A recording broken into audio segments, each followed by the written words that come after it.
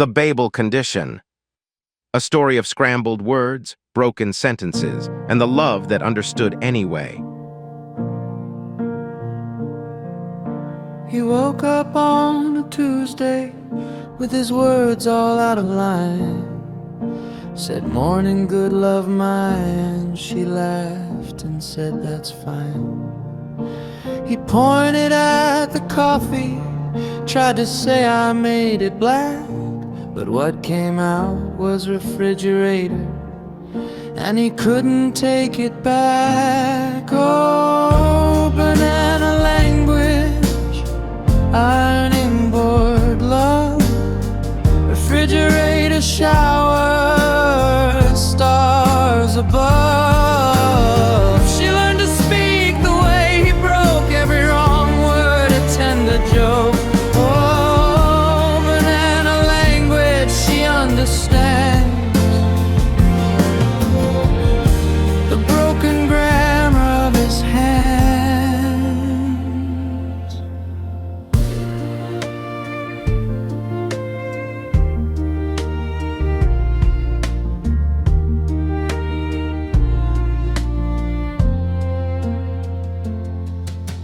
The doctor said it's impossible, your MRI is clean. He wrote no I and smiled like a sad, forgotten meme. The rabbi walked into the desert, left his clothes upon a stone, but Leo had a wife at home who wouldn't let him go alone. Oh, banana language, ironing board love, refrigerator shower, stars above. She learned to speak the way he broke every wrong word, a tender joke. Oh, banana language, she understands the broken grammar of his hands.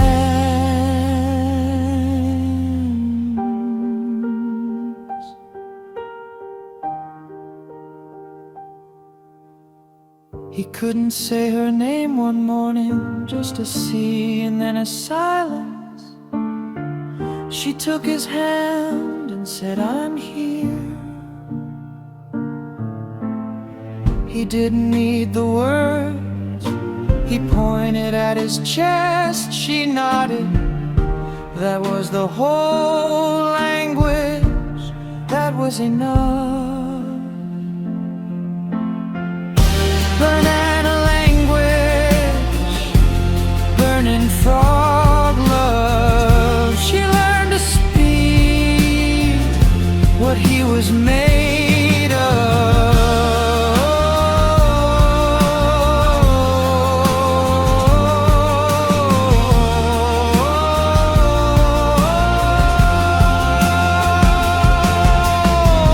You banana refrigerator lover.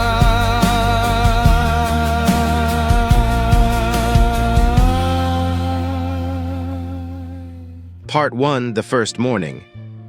Leo woke up like any other Tuesday. He kissed his wife Clara on the forehead. He walked to the kitchen. He made coffee. He looked out the window at the gray Berlin sky. Then he tried to say, "Good morning, my love." What came out was, "Morning, good love, my." Clara, still half asleep, mumbled, "What?" Leo tried again, "Coffee made I for you." Clara sat up. She stared at him. "Did you just talk like Yoda?" Leo wanted to say, "No, I didn't. I spoke perfectly normally." What he said was, "No, did I not? Perfectly normally spoke I." Clara laughed. "Okay, funny guy, very funny." Leo wanted to say, "I'm not joking." He said, "Joking, not I'm." Clara stopped laughing. "Leo, are you okay?"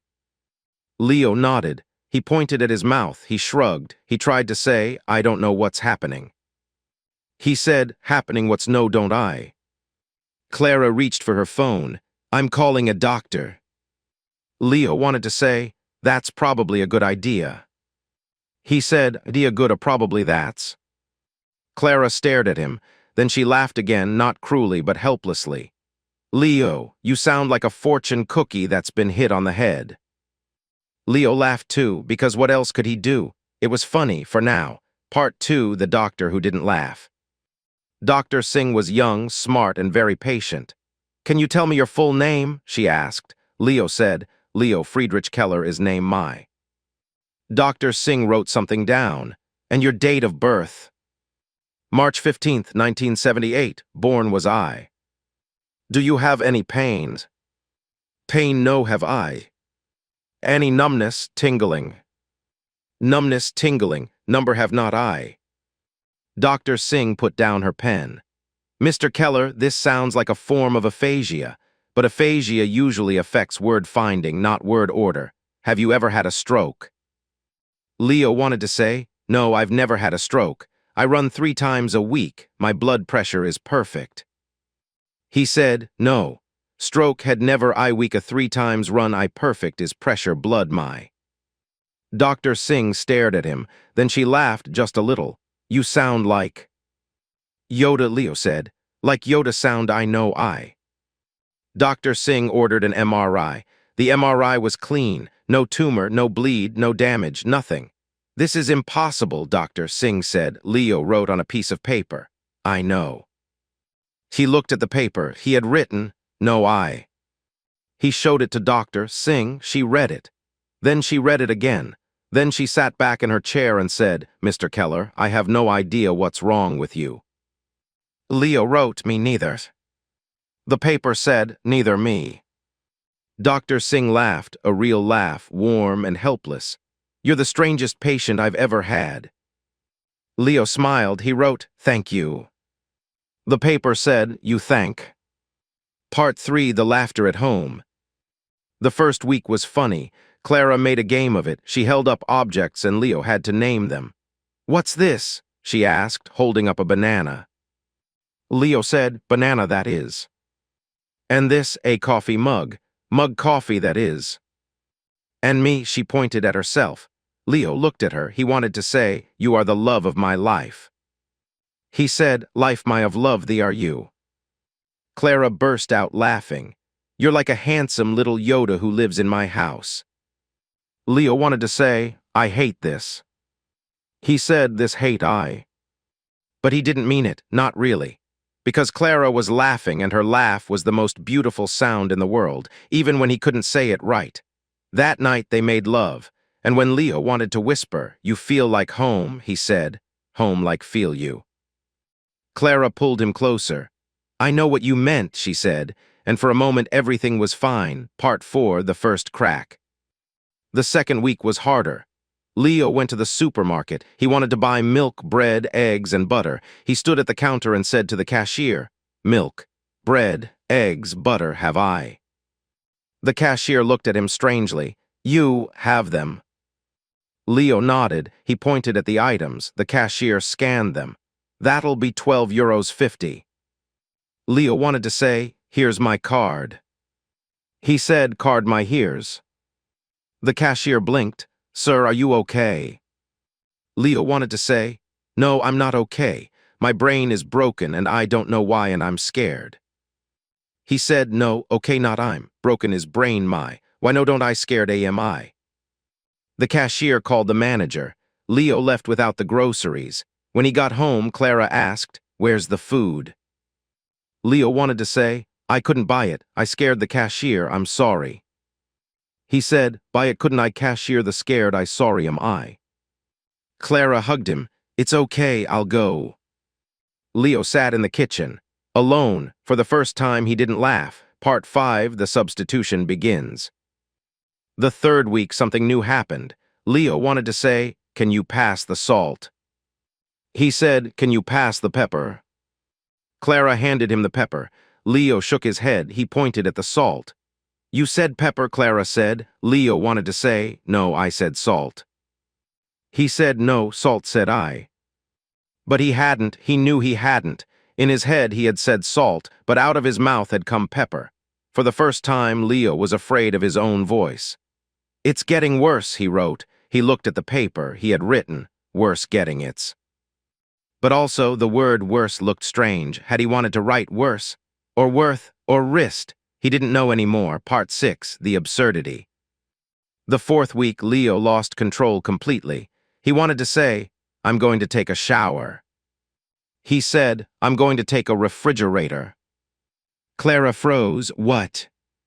Refrigerator, Leo said again. Shower, refrigerator, same. They're not the same, Leo. Leo wanted to say, I know they're not the same. I don't know why I said refrigerator. I don't know why my brain is doing this. Please don't look at me like that. Please don't be scared of me. He said, no, I same the not there no. Refrigerator, said I. Why no don't I this doing is brain, my why no don't I that like me at look don't please. Me of scared be don't please. Clara's eyes filled with tears. I'm not scared of you, Leo. I'm scared for you. Leo wanted to say, I love you. He said, I ironing board you. Clara didn't laugh, neither did Leo. Part 7, The Breakdown. The fifth week, Leo stopped trying to speak in full sentences. He used single words, pointed, grunted. Water, he said, but he meant food. Sleep, he said, but he meant help. Clara, he said, and that one still worked. Thank God, that one still worked. But then one morning, even that stopped working. He looked at Clara. He wanted to say her name. He said, C, Ka. Nothing, he tried again. CL, Claw. His mouth made the shape. His tongue pressed against his teeth. But the sound wouldn't come. Clara took his hand. I'm here, she said. I'm right here. Leo wanted to say, I know, I see you, I love you, I'm sorry, I'm so sorry. He opened his mouth. Nothing came out, not a word, not a sound, not even a whisper, just silence. Part 8, The Rabbi's Note. That night while Clara slept, Leo sat at his desk. He couldn't speak. He could barely write, but he could still think, and he remembered something, the Bible translation, the handwritten note in the margin. He had found it months ago before all this started. He had put it in his drawer and forgotten about it. He pulled it out now. The note said, Who speaks the words of the fathers, the world hears him. Who inverts them, no one hears him anymore. Who replaces them, the world laughs. Who loses them, the world weeps. And who tries to understand the language of God becomes silent. Leo read the note 3 times, then he read it again. The language of God. He had been researching Babel, not the Sunday school version, the deep, ancient, forbidden texts. He had been looking for the original language, the one that existed before the tower fell. He had found fragments, he had translated them or thought he had. Now he realized he hadn't translated them, he had absorbed them, and the language of God was not meant for mortal tongues. It scrambled them, replaced them, silenced them. Leo looked at his hands. They were shaking. He looked at the note again. At the bottom, in tiny letters, someone had added, The rabbi from Jerusalem understood too late. He walked into the desert. His clothes were found folded on a rock. No body, no footprints. But sometimes at night the desert speaks in his voice, and no one understands. Leo closed his eyes. He had a choice. Keep the language and lose himself completely, or let it go. Part 9, The Letting Go. The next morning, Leo carried the Bible translation into the garden. Clara followed him. What are you doing? Leo couldn't answer. He couldn't say, I'm burning it. I'm burning the curse. I'm choosing you over the language of God. He just pointed at the book, then at the grill. Then at the sky. Clara understood. You want to burn it. Leo nodded. Will that help? Leo shrugged. He didn't know, but it was all he had. He put the book in the grill. He poured lighter fluid over it. He struck a match. The flames rose. The pages curled. The ink hissed. The ancient words, the ones that had scrambled his brain, turned to smoke. Leo watched. And as he watched, he felt something in his head, like a knot loosening, like a door opening, like a hand letting go of his throat. He turned to Clara. He opened his mouth. He said, Then lo. Clara held her breath. Leo tried again. I love. His voice cracked. His eyes filled with tears. I love. He couldn't say her name, not yet, maybe not ever again, but he pointed at her. He pointed at his heart. He pointed at the sky, and Clara understood.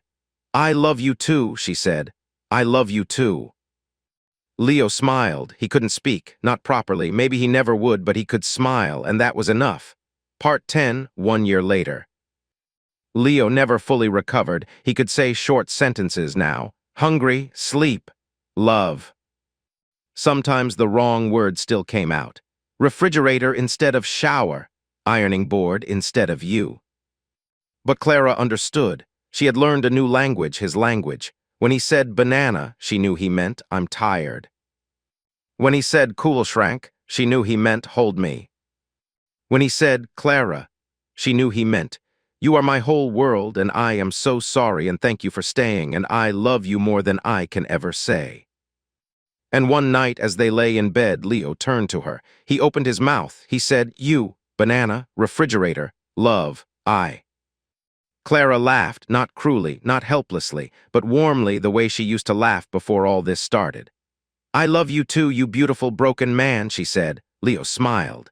He pulled her close, and in the darkness he whispered not with words but with his hand on her heart everything he could no longer say. She understood. She always understood. The end. The rabbi's clothes are still folded on that rock in the desert. Sometimes at night the wind sounds like a voice. But Leo doesn't listen anymore. He has something better. He has Clara, and Clara has him, and between them there is a language that needs no words.